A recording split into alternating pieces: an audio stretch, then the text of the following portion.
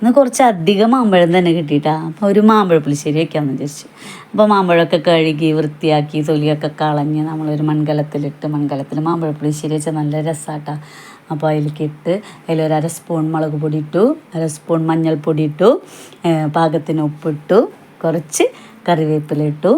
പിന്നെ മാമ്പഴത്തിന് മധുരം ഉണ്ടാവും, എന്നാലും കുറച്ച് വെള്ളം, ഒരു 1.5 അച്ച് വെള്ളം ഇട്ടു. ഇനി പാകത്തിന് വെള്ളം ഒഴിച്ച് നമ്മൾ അടുപ്പത്ത് വയ്ക്കുകയാണ്. അടുപ്പത്ത് വെച്ച് അത് തിളച്ച് വരുമ്പോഴേക്കും നമുക്ക് അതിനാവശ്യമായിട്ടുള്ള അരപ്പ് തയ്യാറാക്കാം.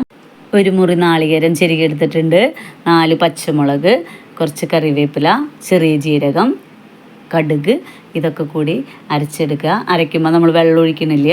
ആ കറിക്ക് പുളിക്ക് ആവശ്യമായ തൈരാണ് ചേർക്കണത്. തൈര് ചേർത്ത് ആ കറിയിലേക്ക് നമ്മൾ ഒഴിക്കുകയാണ്. അത് തിളച്ച് പൊന്തി വരരുത്, വരും മുൻപേ അത് ഓഫ് ചെയ്യണം.